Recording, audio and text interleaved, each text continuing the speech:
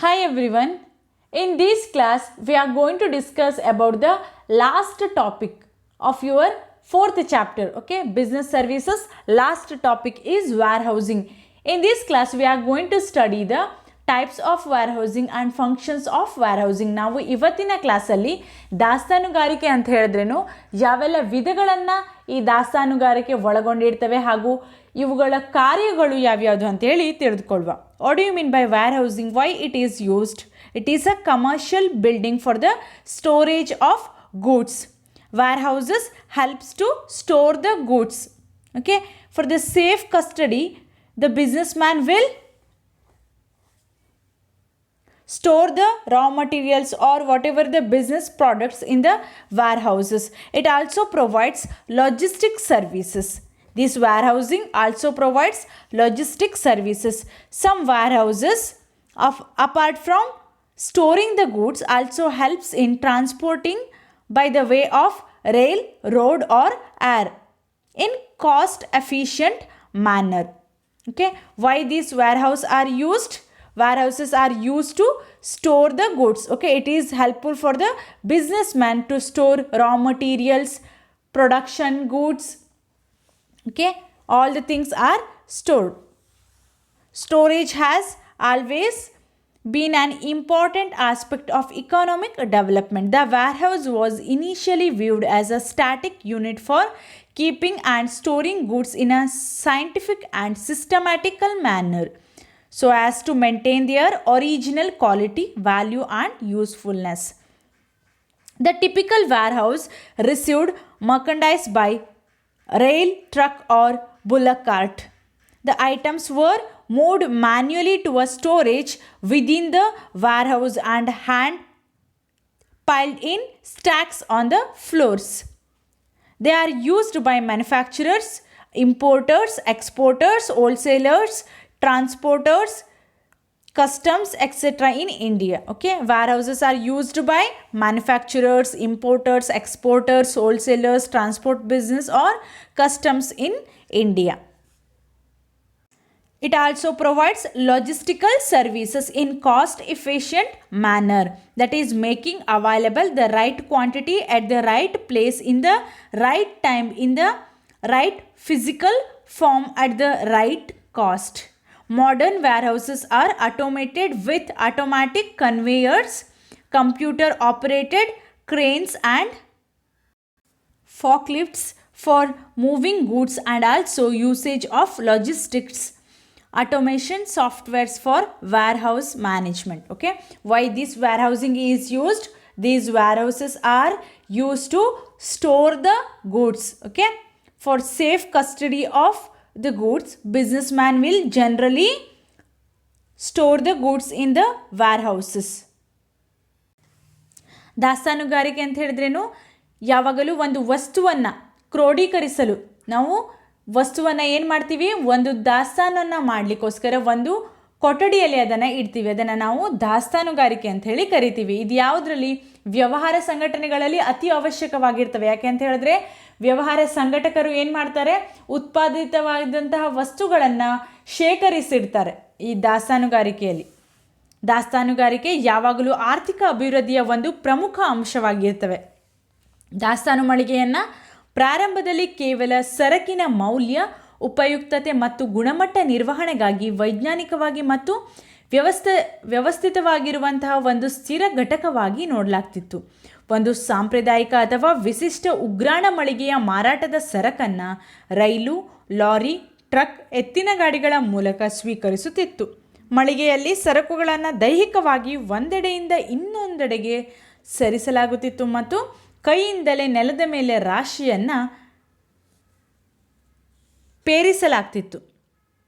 ದಾಸ್ತಾನು ಸೇವೆಯನ್ನು ಭಾರತದಲ್ಲಿ ಉತ್ಪಾದಕರು ಯಾರ್ಯಾರು ಬಳಸ್ತಾರೆ?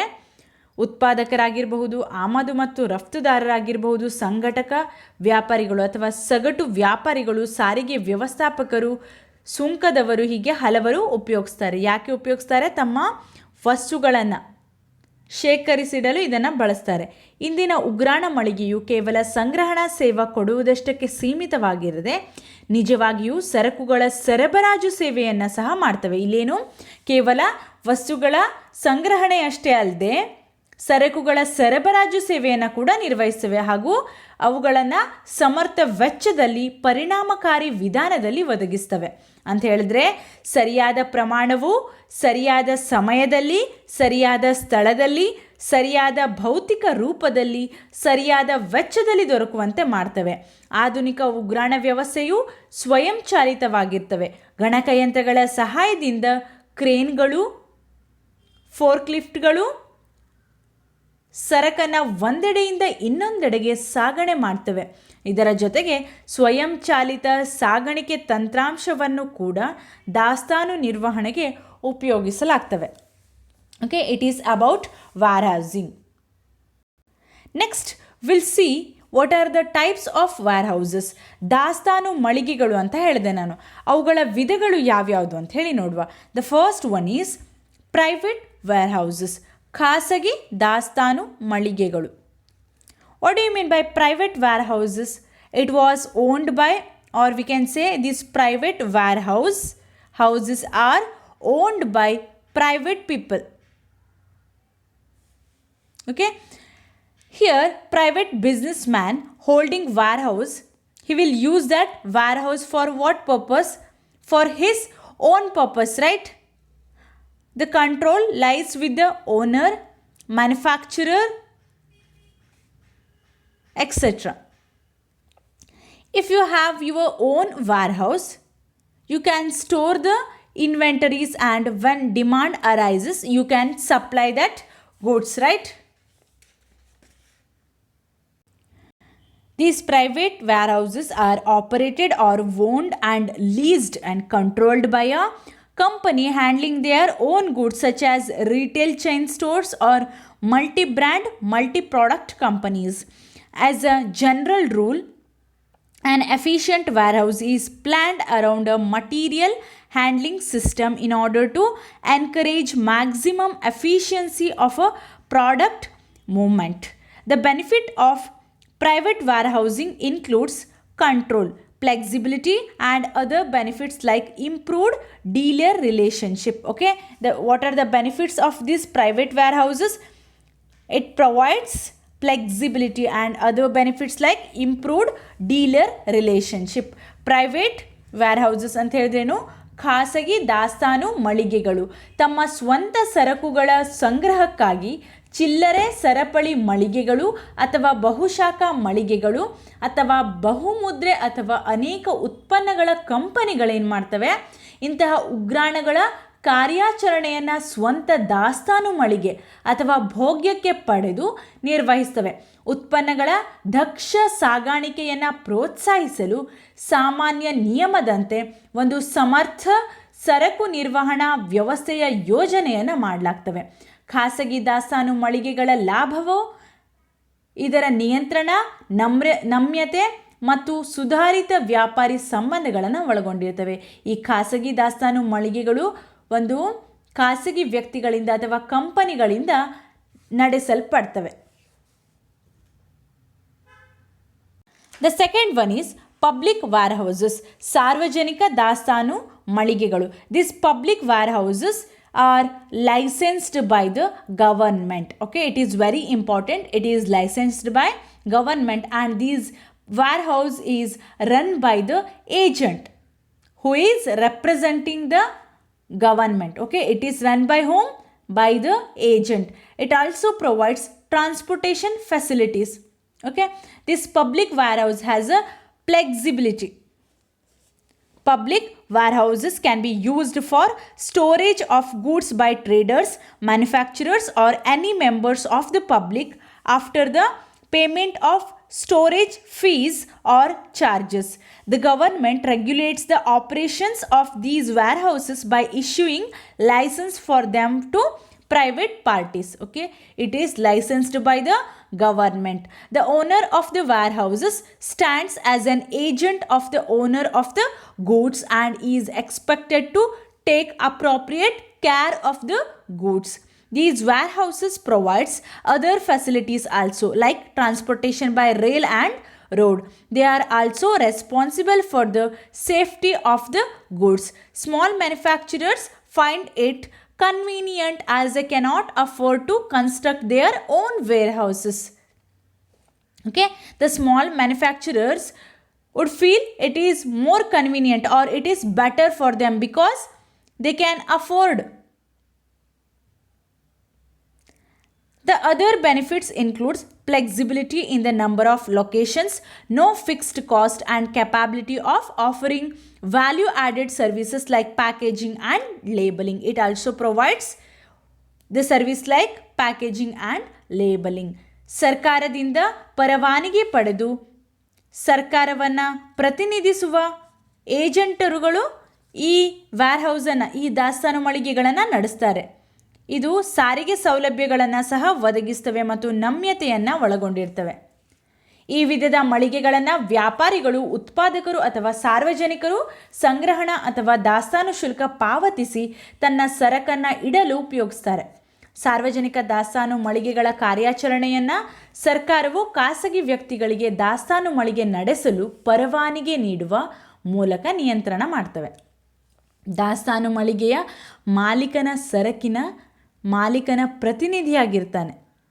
ಇಲ್ಲೇನು ಮಳಿಗೆಯ ಮಾಲೀಕನು ಸರಕಿನ ಮಾಲೀಕನ ಪ್ರತಿನಿಧಿಯಾಗಿರ್ತಾನೆ ಮತ್ತು ಅವನು ಸರಕುಗಳ ಸೂಕ್ತ ಕಾಳಜಿ ವಹಿಸುವುದನ್ನು ನಿರೀಕ್ಷಿಸಲಾಗ್ತವೆ. ಇಲ್ಲಿ ದಾಸ್ತಾನು ಮಳಿಗೆಯ ಮಾಲೀಕ ಏನು ಮಾಡ್ತಾನೆ? ಸರಕಿನ ಮಾಲೀಕನ ಪ್ರತಿನಿಧಿಯಾಗಿ ಆ ಸರಕುಗಳನ್ನು ಕಾಳಜಿಯಿಂದ ನೋಡ್ಕೊಳ್ತಾನೆ. ಈ ರೀತಿಯ ದಾಸ್ತಾನು ಮಳಿಗೆಗಳು ರಸ್ತೆ ಮತ್ತು ರೈಲು ದಾರಿಯ ಮೂಲಕ ಸಾರಿಗೆ ವ್ಯವಸ್ಥೆಯ ಸೌಲಭ್ಯವನ್ನು ಕೂಡ ನೀಡ್ತವೆ. ಈ ಮಳಿಗೆಗಳು ಸರಕಿನ ಸಂಪೂರ್ಣ ಸುರಕ್ಷತೆಯ ಜವಾಬ್ದಾರಿಯನ್ನು ಹೊಂದಿದ್ದು, ಸಣ್ಣ ಪ್ರಮಾಣದ ಉತ್ಪಾದಕರು ಏನು ಮಾಡ್ತಾರೆ? ಸ್ವಂತ ದಾಸ್ತಾನು ಮಳಿಗೆಯನ್ನು ಹೊಂದಲು ಅತ್ಯಂತ ಹೆಚ್ಚಿನ ದುಡ್ಡಿನ ಅವಶ್ಯಕತೆ ಇರ್ತದೆ, ಹೌದಾ? ಅದಕ್ಕಾಗಿ ಏನು ಮಾಡ್ತಾರೆ ಅವರು? ಇದೇ ದಾಸ್ತಾನು ಮಳಿಗೆಗಳು ಅವರಿಗೆ ತುಂಬ ಉಪಯುಕ್ತಕರಾಗಿರ್ತವೆ. ಹಾಗಾಗಿ ಇವರು ಇದನ್ನು ಹೊಂದಿರ್ತಾರೆ. ಸಣ್ಣ ಪ್ರಮಾಣದ ಉತ್ಪಾದಕರು ಸ್ವಂತ ದಾಸ್ತಾನು ಮಳಿಗೆಯನ್ನು ಹೊಂದುವ ಸಾಮರ್ಥ್ಯವಿಲ್ಲದೆ ಇರುವುದರಿಂದ ಇದನ್ನು ಅತಿ ಅನುಕೂಲಕರವೆಂದು ಅಂದ್ಕೊಳ್ತಾರೆ. ಈ ಮಳಿಗೆಗಳ ಇತರ ಅನುಕೂಲ ಅಥವಾ ಲಾಭಗಳು ಯಾವ್ಯಾವುದು? ಯಾವುದೇ ಸ್ಥಿರ ವೆಚ್ಚವಿಲ್ಲದಿರುವುದು, ಹೆಚ್ಚಿನ ಸ್ಥಳಗಳಲ್ಲಿ ಲಭ್ಯತೆಯಾಗಿರುವುದು, ಜೊತೆಗೆ ಪೊಟ್ಟಣ ಕಟ್ಟುವಿಕೆ, ಚೀಟಿ ಅಂಟಿಸುವಿಕೆ ಮುಂತಾದ ಮೌಲ್ಯವರ್ಧಿತ ಸೇವೆಗಳ ಕೊಡುಗೆಯನ್ನು ನೀಡ್ತವೆ. ಗೊತ್ತಾಯ್ತಾ? ಸಣ್ಣ ಮ್ಯಾನುಫ್ಯಾಕ್ಚರರ್, ಸಣ್ಣ ಪ್ರಮಾಣದ ಉತ್ಪಾದಕರು ಈ ವಿಧದ ದಾಸ್ತಾನು ಮಳಿಗೆಯನ್ನು ಹೊಂದಿರ್ತಾರೆ. ಯಾಕೆ ಅಂತ ಹೇಳಿದ್ರೆ ಅವರಿಗೆ ಸ್ವಂತ ಮಳಿಗೆ, ದಾಸ್ತಾನು ಮಳಿಗೆಯನ್ನು ಹೊಂದಲಿಕ್ಕೆ ಹೆಚ್ಚಿನ ಖರ್ಚಿನ ಅವಶ್ಯಕತೆ ಇರ್ತದೆ, ಹೆಚ್ಚಿನ ಹಣದ ಅವಶ್ಯಕತೆ ಇರುವುದರಿಂದ ಅವರು ಈ ಸಾರ್ವಜನಿಕ ದಾಸ್ತಾನು ಮಳಿಗೆಗಳ ಮೇಲೆ ಅವಲಂಬಿತರಾಗಿರ್ತಾರೆ ಅಂತ ಹೇಳಬಹುದು. ಬಾಂಡೆಡ್ ವೇರ್ಹೌಸಸ್, ಕರಾರುಬದ್ಧ ದಾಸ್ತಾನು ಮಳಿಗೆಗಳು. It relates to import of goods. When the imported goods arrive in the country, the importer cannot use them or cannot have access them unless he pays the custom duty. Okay, bonded warehouses. These warehouses helps to keep the goods in their warehouse till the importer pays the custom duty. ಇಲ್ಲಿ ಏನು ಕರಾರುಬದ್ಧ ದಾಸ್ತಾನು ಮಳಿಗೆಗಳಂತ ಹೇಳಿದ್ರೇನು? ಆಮದುಗೆ ಸಂಬಂಧಪಟ್ಟಿರ್ತದೆ ಇವು. ಆಮದು ಮಾಡಿದ ಸರಕುಗಳು ದೇಶಕ್ಕೆ ಬಂದಾಗ ಪ್ರಮುಖರು, ಆಮದು ಮಾಡ್ಕೊಂಡವ್ರೇನು, ಅದಕ್ಕೆ ಕಸ್ಟಮ್ ಸುಂಕವನ್ನು ನೀಡಬೇಕು, ಹೌದಾ? ಅದರ ಪಾವತಿ ಮಾಡದೆ ಹೊರತು ಅವುಗಳನ್ನು ಬಳಸಲು ಸಾಧ್ಯವಿಲ್ಲ. ಆಮದುದಾರರು ಕಸ್ಟಮ್ ಕರ್ತವ್ಯಗಳನ್ನು ಪಾವತಿಸುವವರೆಗೆ ಸುಮಾರು ಟೈಮ್ ತಗೊಳ್ತದವಲ್ಲ, ಆವಾಗ ಅಲ್ಲಿವರೆಗೆ ಸರಕುಗಳನ್ನು ತಮ್ಮ ಗೋದಾಮಿನಲ್ಲಿ ಇಡಲು ಈ ಬಾಂಡೆಡ್ ವೇರ್ಹೌಸಸ್ ಅಥವಾ ಕರಾರುಬದ್ಧ ದಾಸ್ತಾನು ಮಳಿಗೆಗಳು ಏನು ಮಾಡ್ತವೆ? ಸಹಾಯವನ್ನು ಮಾಡ್ತವೆ. Okay, it is bonded warehouses are licensed by the government to accept imported goods prior to the payment of tax and custom duties. These are goods which are imported from other countries. Importers are not permitted to remove goods from the docks or the airport till custom duty is paid. At these times, importers are not in a position to pay the duty in full or does not require all the goods immediately, right? The goods are kept in a bonded warehouses by the custom authorities till the custom duty is paid. These goods are said to be in bond. These warehouses have facilities for branding, packaging, grading and blending. Importers here, it has a facility of packaging, grading, branding, blending, etc. Importers may bring their buyer for inspection of goods and repackage them according to their requirements. Here, what the importers will do, they may bring their customers or buyers for the inspection of goods and repackage them according to their requirements, okay, as per their needs. Thus it facilitates marketing of goods. Goods can be removed in part as and when required by the importers and buyers, and import duty can be paid in installments. The importer need not block funds for payment of import duties before the goods are sold or used. Even if he wishes to export the goods kept in bonded warehouse, he may do so without payment of custom duty also. Thus, bonded warehouse facilitates entrepot trade. ಕರಾರುಬದ್ಧ ದಾಸ್ತಾನು ಮಳಿಗೆಗಳು. ಈ ಮಳಿಗೆಗಳು ಸರ್ಕಾರದಿಂದ ಪರವಾನಗಿ ಹೊಂದಿರುವ ಮಳಿಗೆಗಳಾಗಿರ್ತವೆ. ಆಮದು ಮಾಡಿಕೊಂಡ ಸರಕುಗಳ ಮೇಲೆ ತೆರಿಗೆ ಮತ್ತು ಸುಂಕ ಪಾವತಿಗೆ ಮುಂಚಿತವಾಗಿ ಅವುಗಳನ್ನು ಈ ಮಳಿಗೆಯಲ್ಲಿ ಇಡಲಾಗ್ತವೆ. ಈ ಸರಕುಗಳು ವಿದೇಶದಿಂದ ಆಮದಾದ ಸರಕುಗಳಾಗಿರ್ತವೆ. ಯಾವುದೇ ಕಾರಣಕ್ಕೂ ಆಮದುದಾರನು ಸುಂಕ ಪಾವತಿಗಿಂತ ಮುಂಚೆ ಈ ಮಳಿಗೆಯಲ್ಲಿರುವಂತಹ ಸರಕನ್ನು ಬಳಸ್ಕೊಳ್ಳೋ ಹಾಗಿಲ್ಲ ಅಂತ ಹೇಳಿದ್ರೇನು, ತೆಗೆದುಕೊಳ್ಳೋ ಹಾಗಿರುವುದಿಲ್ಲ. ಆಮದುದಾರನು ಒಂದೊಮ್ಮೆ ಸುಂಕವನ್ನು ಪೂರ್ಣವಾಗಿ ಪಾವತಿಸುವ ಸ್ಥಿತಿಯಲ್ಲಿ ಇರುವುದಿಲ್ಲ ಅಥವಾ ತಕ್ಷಣಕ್ಕೆ ಆಮದಾದ ಸರಕುಗಳ ಅವಶ್ಯಕತೆ ಕೂಡ ಇರುವುದಿಲ್ಲ. ಸುಂಕ ಅಧಿಕಾರಿಗಳೇನು ಮಾಡ್ತಾರೆ, ಆಮದಾದ ಸರಕುಗಳ ಮೇಲೆ ಸುಂಕ ಪಾವತಿ ಮಾಡುವವರೆಗೆ ಆ ಸರಕನ್ನು ಈ ಮಳಿಗೆಯಲ್ಲೇ ಇಟ್ಟಿರ್ತಾರೆ. ಈ ಕಾರಣದಿಂದ ಈ ಸರಕುಗಳನ್ನು ಕರಾರುಬದ್ಧವೆಂದು ಹೇಳಲಾಗ್ತವೆ. ಈ ಮಳಿಗೆಗಳು ಮುದ್ರೆ ಹಾಕುವಿಕೆ, ಪೊಟ್ಟಣ ಕಟ್ಟುವಿಕೆ, ಶ್ರೇಣೀಕರಣ, ಮಿಶ್ರಣ ಮಾಡುವಿಕೆ ಮುಂತಾದ ಸೌಲಭ್ಯಗಳನ್ನು ಒಳಗೊಂಡಿರ್ತವೆ. ಆಮದುದಾರನು ನಿರೀಕ್ಷಿತ ಖರೀದಿದಾರನನ್ನು ಸರಕಿನ ಪರಿಶೀಲನೆಗಾಗಿ ಕರೆತಂದು ಅವರ ಅವಶ್ಯಕತೆಗೆ ಅನುಗುಣವಾಗಿ ಮರುಪೊಟ್ಟಣವನ್ನು ಕೂಡ ಮಾಡಬಹುದು. ಹೀಗೆ ಈ ಮಳಿಗೆಗಳು ಸರಕಿನ ಮಾರಾಟ ಸೌಲಭ್ಯವನ್ನು ಕೂಡ ಒದಗಿಸ್ತವೆ. ಈ ಮಳಿಗೆಗಳಿಂದ ಆಮದಾದ ಅಥವಾ ಈ ಸರಕುಗಳ ಖರೀದಿದಾರನು ತಮಗೆ ಅವಶ್ಯಕ ಅನ್ನಿಸಿದಷ್ಟನ್ನು ಸುಂಕ ಪಾವತಿಸಿ ತೆಗೆದುಕೊಳ್ಬೋದು ಮತ್ತು ಸುಂಕವನ್ನು ಕಂತಿನ ರೂಪದಲ್ಲಿ, ಇನ್ಸ್ಟಾಲ್ಮೆಂಟ್ ರೂಪದಲ್ಲಿ ಕೂಡ ಪಾವತಿಯನ್ನು ಮಾಡಬಹುದಾಗಿವೆ. ಆಮದುದಾರನು ಆಮದು ಮಾಡಿಕೊಂಡ ಸರಕನ್ನು ಉಪಯೋಗಿಸುವ ಅಥವಾ ಮಾರುವ ಮುಂಚೆ ಸುಂಕ ಪಾವತಿಸಲು ತನ್ನ ಹಣವನ್ನು ನಿರ್ಬಂಧದಲ್ಲಿ ಇರಿಸುವ ಅವಶ್ಯಕತೆ ಇರುವುದಿಲ್ಲ. ಆಮದುದಾರನು ಇಚ್ಛೆಪಟ್ಟಲ್ಲಿ ಅಂದರೆ ಏನು, ಆಮದುದಾರನು ಬಯಸಿದ್ದಲ್ಲಿ ಕರಾರುಬದ್ಧ ಸರಕುಗಳನ್ನು ಯಾವುದೇ ಸುಂಕ ಪಾವತಿ ಮಾಡದೆ ಕೂಡ ಹಾಗೆ ಅದನ್ನು ರಫ್ತು ಕೂಡ ಮಾಡಬಹುದಾಗಿವೆ. ಹೀಗೆ ಕರಾರುಬದ್ಧ ದಾಸ್ತಾನು ಮಳಿಗೆಗಳು ಪುನರ್ ರಫ್ತು ಸೌಲಭ್ಯವನ್ನು ಕೂಡ ಒದಗಿಸ್ತವೆ. The next one is government warehouses. These warehouses are fully owned and managed and controlled by whom? By government. The government manages them through organizations set up in the public sector. Example, Food Corporation of India, State Trading Corporation and Central Warehousing Corporations. Government warehouses ಅಂತ ಹೇಳಿದ್ರು ಸರ್ಕಾರಿ ದಾಸ್ತಾನು ಮಳಿಗೆಗಳು. ಇವನ್ನು ಯಾರು control ಮಾಡ್ತಾರೆ? ಸರ್ಕಾರನೇ control ಮಾಡ್ತವೆ. ಈ ಮಳಿಗೆಗಳು ಸರ್ಕಾರದ ಸಂಪೂರ್ಣ ಒಡೆತನ ಮತ್ತು ನಿರ್ವಹಣೆಯಲ್ಲಿ ಇರ್ತವೆ. ಸರ್ಕಾರವು ಸಾರ್ವಜನಿಕ ರಂಗದಲ್ಲಿ ಅಸ್ತಿತ್ವಕ್ಕೆ ಬಂದಿರುವ ಸಂಘಟನೆಗಳ ಮೂಲಕ ಈ ಮಳಿಗೆಗಳನ್ನು ನಿರ್ವಹಿಸ್ತವೆ. ಉದಾಹರಣೆ ತಗೊಳ್ಳೋದಾದರೆ ಭಾರತೀಯ ಆಹಾರ ನಿಗಮ, ರಾಜ್ಯ ವ್ಯಾಪಾರ ನಿಗಮ ಮತ್ತು ಕೇಂದ್ರೀಯ ಉಗ್ರಾಣ ನಿಗಮ. The last one is cooperative warehouses, ಸಹಕಾರಿ ದಾಸ್ತಾನು ಮಳಿಗೆಗಳು. Some marketing cooperative societies are agriculture cooperative societies have set up their own warehouses for members of their cooperative society.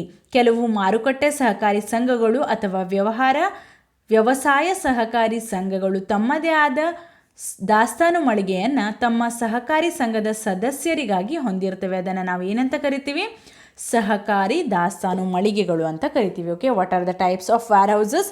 Private warehouses, ಖಾಸಗಿ ದಾಸ್ತಾನು ಮಳಿಗೆಗಳು, public wear houses ಸಾರ್ವಜನಿಕ ದಾಸ್ತಾನು ಮಳಿಗೆಗಳು, bonded wear houses ಕರಾರುಬದ್ಧ ದಾಸ್ತಾನು ಮಳಿಗೆಗಳು, ಗವರ್ಮೆಂಟ್ ವೇರ್ ಹೌಸಸ್ ಸರ್ಕಾರಿ ದಾಸ್ತಾನು ಮಳಿಗೆಗಳು, and the last one is cooperative warehouses ಸಹಕಾರಿ ದಾಸ್ತಾನು ಮಳಿಗೆಗಳು. And the last topic is functions of warehousing. ದಾಸ್ತಾನುಗಾರಿಕೆಯ ಕಾರ್ಯಗಳು ಯಾವ್ಯಾವುದು ಅಂತ ನೋಡುವ. The first one is consolidation. Krodikarna. What do you mean by consolidation? In this function, the warehouse receives and consolidates materials, goods from the different production plants. Okay, here the warehouse will receive the products or materials from the different production plants and dispatches the same to a particular customers on a single transportation shipment. Got? Here it receives the products or goods from the different production plants and dispatches the same to a particular customers on a single transportation shipment. Here you can see plant A, plant B, plant C. Okay, they are the different production plants. Okay, dispatches to the products to a particular customer on a single transportation system. The customers are A, B, C. Okay, they use single transportation shipment. ಕ್ರೋಢೀಕರಣ ಅಂತ ಹೇಳಿದ್ರೇನು? ದಾಸ್ತಾನುಗಾರಿಕೆಯ ಈ ಕಾರ್ಯದಲ್ಲಿ ಮಳಿಗೆಯು ಸರಕು ಮತ್ತು ಸಾಮಗ್ರಿಯನ್ನು ಬೇರೆ ಬೇರೆ ಉತ್ಪಾದನಾ ಘಟಕಗಳಿಂದ ಸ್ವೀಕರಿಸಿ ಸಂಗ್ರಹಿಸ್ತವೆ ಮತ್ತು ಒಂದು ನಿರ್ದಿಷ್ಟ ಗ್ರಾಹಕನಿಗೆ ಅದನ್ನು ಒಂದೇ ಸಾಗಾಣಿಕೆಯಲ್ಲಿ ಕಳಿಸಲಾಗ್ತವೆ. ಇಲ್ಲಿ ನೀವು ನೋಡ್ಬೋದು ಎ ಬಿ ಸಿ ಅನ್ನೋ 3 ಸ್ಥಾವರಗಳಿಂದ ಅಂದ್ರೇನು, ಬೇರೆ ಬೇರೆ ಉತ್ಪಾದನಾ ಘಟಕಗಳಿಂದ ಒಬ್ಬ ನಿರ್ದಿಷ್ಟ ಗ್ರಾಹಕನಿಗೆ ಒಂದೇ ಸಾಗಾಣಿಕೆಯಲ್ಲಿ ಕಳಿಸಲಾಗ್ತವೆ. ಎ ಬಿ ಸಿ ಅನ್ನೋ ಕಸ್ಟಮರ್ಗೇನು ಒಂದೇ ಸಾಗಾಣಿಕೆಯಲ್ಲಿ ಕಳಿಸ್ತಾರೆ. ಇದನ್ನು ನಾವೇನಂತ ಕರಿತೀವಿ? ಕ್ರೋಢೀಕರಣ ಅಂತ ಕರಿತೀವಿ. The second one is break the bulk. When the goods are produced, one customer will not buy entire set of goods, right? He will buy only the products based on his requirements. He cannot buy the entire set of goods which is produced. There will be a different customer who require the goods. Here, warehousing functions by dividing the bulk quantity of goods to a small quantity for different customers. Okay, what this warehousing will do? They will divide the huge quantity of goods into a small quantity for the different customers. The warehouse performs the functions of dividing the bulk quantity of goods received from the production plants into smaller quantities. These smaller quantities are then transported to according to the requirements of the clients to their places of business. Break off bulk ಅಂತ ಹೇಳಿದ್ರೇನು? ಇಡೀಯನ್ನು ವಿಭಜಿಸುವುದು. ದಾಸ್ತಾನುಗಾರಿಕೆ ಏನು ಮಾಡ್ತವೆ? ಉತ್ಪಾದನಾ ಘಟಕಗಳಿಂದ ಸ್ವೀಕರಿಸಿದ ಭಾರಿ ಪ್ರಮಾಣದ ಸರಕನ್ನು ಸಣ್ಣ ಪ್ರಮಾಣಕ್ಕೆ ವಿಭಜಿಸುವ ಕಾರ್ಯವನ್ನು ನಿರ್ವಹಿಸ್ತವೆ. ಇಲ್ಲೇನು ಎಲ್ಲ ವಸ್ತುಗಳನ್ನು, ಭಾರಿ ಪ್ರಮಾಣದ ವಸ್ತುಗಳು ಎಲ್ಲ ಕಸ್ಟಮರ್ಗೂ ಬೇಕಾಗಿರುವುದಿಲ್ಲ, ಹೌದಾ? ಎಲ್ಲ ಗ್ರಾಹಕರಿಗೆ ಅವಶ್ಯಕತೆ ಇರುವುದಿಲ್ಲ. ಹಾಗಾಗಿ ಈ ಹ್ಯೂಜ್ ಕ್ವಾಂಟಿಟಿ, ಭಾರಿ ಪ್ರಮಾಣದ ಸರಕನ್ನು ಏನು ಮಾಡ್ತಾರೆ? ಸಣ್ಣ ಪ್ರಮಾಣದ ಸರಕನ್ನಾಗಿ ವಿಭಜಿಸಿ ನಂತರ ಯಾರ್ಯಾರಿಗೆ ಅದರ ಅಗತ್ಯವಿದೆ ಅವರಿಗೆ ಕಳಿಸಲಾಗ್ತವೆ. ಹೀಗೆ ಸಣ್ಣ ಪ್ರಮಾಣಕ್ಕೆ ಇಳಿಸಿದ ಸರಕುಗಳು ನಂತರ ಗ್ರಾಹಕರ ಅವಶ್ಯಕತೆಗೆ ಅನುಗುಣವಾಗಿ ಅವರ ವ್ಯವಹಾರ ಸ್ಥಾನಕ್ಕೆ ಸಾಗಿಸಲ್ಪಡ್ತವೆ. Here you can see plant A which provides a huge set of goods. Okay, what the warehouse will do? They will break this bulk into small quantities which are required by the different customers. Okay, customer A, B, C. You can see the smaller quantities are then transported according to the requirements of the clients. ಈ ಸ್ಥಾವರ A ಏನು ಮಾಡ್ತದೆ? ಭಾರಿ ಪ್ರಮಾಣದ ಸರಕನ್ನು ನೀಡ್ತವೆ. ಈ ದಾಸ್ತಾನು ಮಳಿಗೆಗಳು ಮಾಡ್ತವೆ? ಅದನ್ನು, ಈ ಇಡಿಯಾದ ಸರಕನ್ನು ವಿಭಜಿಸ್ತವೆ ಹಾಗೂ ಸಣ್ಣ ಪ್ರಮಾಣದಲ್ಲಿ ವಿಭಜಿಸಿ ಇಳಿಸಿದ ಸರಕನ್ನು ಗ್ರಾಹಕರ ಅವಶ್ಯಕತೆಗಳಿಗೆ ಅನುಗುಣವಾಗಿ ಯಾವೆಲ್ಲ ಗ್ರಾಹಕರಿಗೆ ಯಾವ್ಯಾವ ಸರಕುಗಳು ಅವಶ್ಯಕವಿದೆ ಅಂತೇಳಿ ನೋಡಿ ನಂತರ ಅವರ ವ್ಯವಹಾರ ಸ್ಥಳಕ್ಕೆ ಕಳಿಸಲಾಗ್ತವೆ. ಇಲ್ಲಿ ಗ್ರಾಹಕರು ಯಾರು? ಎ, ಬಿ, ಸಿ ಅನ್ನೋರು ಗ್ರಾಹಕರಾಗಿರ್ತಾರೆ. The next function is stockpiling. It is used for the seasonal storage of goods to select businesses. Goods or raw materials which are not required immediately for sale or manufacturing because they are stored. Therefore, they are stored in the warehouses. Okay, all the materials are not used for the immediate purpose. Therefore, they are stored in the warehouses. They are made available to business depending on the customer's demand. Agricultural products which are harvested at specific times with subsequent consumption throughout the year also need to be stored and released in lots. ದಾಸ್ತಾನು ಪೇರಿಸುವಿಕೆ ಅಂತ ಕರಿತೀವಿ. ದಾಸ್ತಾನುಗಾರಿಕೆಯು ಮುಂದಿನ ಕಾರ್ಯ ಯಾವುದು? ಆಯ್ದ ವ್ಯವಹಾರಗಳಿಗಾಗಿ ಋತುಮಾನಕ್ಕೆ ತಕ್ಕ ಸರಕುಗಳನ್ನು ಒದಗಿಸುವುದು ಅಥವಾ ಸಂಗ್ರಹಿಸುವುದು. ತಕ್ಷಣದ ಮಾರಾಟಕ್ಕೆ ಅಥವಾ ಉತ್ಪಾದನೆಗೆ ಬೇಡವಾದ ಸರಕುಗಳು ಮತ್ತು ಕಚ್ಚಾ ವಸ್ತುಗಳನ್ನು ಈ ಮಳಿಗೆಗಳಲ್ಲಿ ಸಂಗ್ರಹ ಮಾಡಲಾಗ್ತವೆ. ಗ್ರಾಹಕರ ಬೇಡಿಕೆಯ ಆಧಾರದ ಮೇಲೆ ಅವುಗಳನ್ನು ವ್ಯವಹಾರಕ್ಕೆ ದೊರಕುವಂತೆ ಮಾಡಲಾಗ್ತವೆ.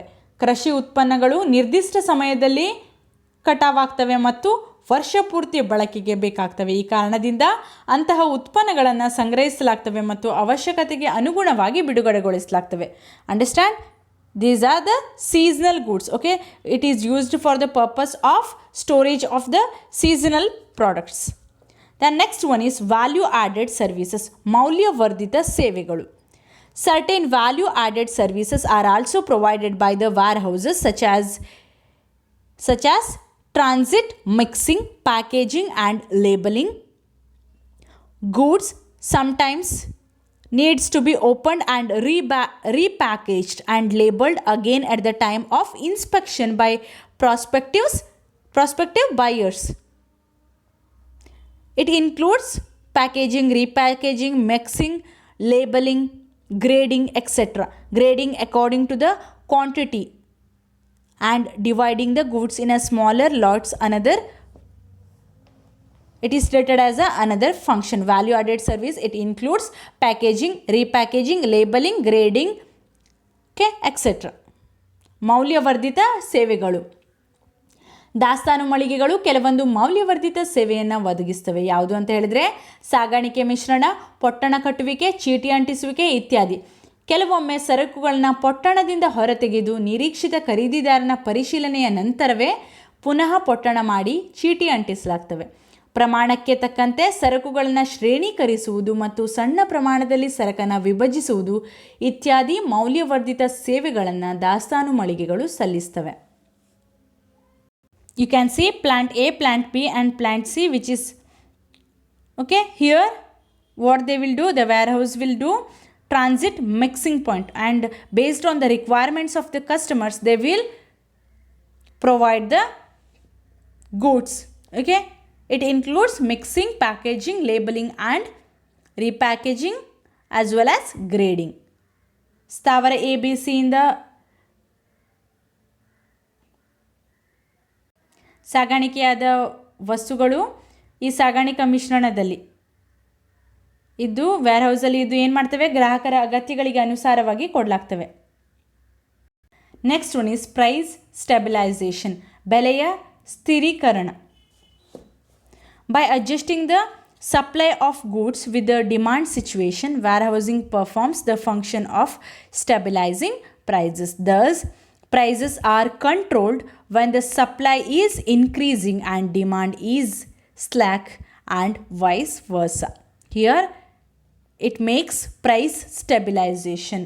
ಬೆಲೆ ಸ್ಥಿರೀಕರಣ, ಬೇಡಿಕೆಯ ಸನ್ನಿವೇಶಕ್ಕೆ ತಕ್ಕಂತೆ ಸರಕುಗಳ ಪೂರೈಕೆಯನ್ನು ಹೊಂದಾಣಿಕೆ ಮಾಡುವುದರ ಮೂಲಕ ದಾಸ್ತಾನುಗಾರಿಕೆಯು ಸರಕಿನ ಬೆಲೆಯನ್ನು ಸ್ಥಿರವಾಗಿಸುವ ಕಾರ್ಯವನ್ನು ಮಾಡ್ತವೆ.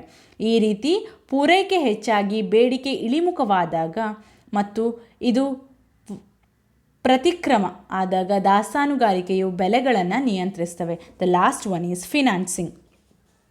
Warehouse owners advance money to the owners on the security of goods and further supply of goods on credit terms to customers. ದಾಸ್ತಾನು ಮಳಿಗೆಯ ಮಾಲೀಕರು ಸರಕುಗಳ ಮಾಲೀಕರಿಗೆ ಏನು ಮಾಡ್ತಾರೆ, ಸರಕಿನ ಭದ್ರತೆಯ ಮೇಲೆ ಹಣದ ಮುಂಗಡವನ್ನು ಅಥವಾ ಸಾಲವನ್ನು ಏನು ಮಾಡ್ತಾರೆ, ಕೊಡ್ತಾರೆ ಮತ್ತು ಗ್ರಾಹಕರಿಗೆ ಉದ್ದರಿ ನಿಯಮದ ಮೇಲೆ ಸರಕನ್ನು ಕೂಡ ಪೂರೈಸ್ತಾರೆ. ಇದಕ್ಕೆ ನಾವೇನಂತ ಕರಿತೀವಿ, ಹಣಕಾಸು ಒದಗಿಸುವ ಕಾರ್ಯ ಅಂತ ಹೇಳಿ ಕರಿತೀವಿ. Okay, it is about warehousing, types of warehousing and functions of warehousing. 4th chapter is completed.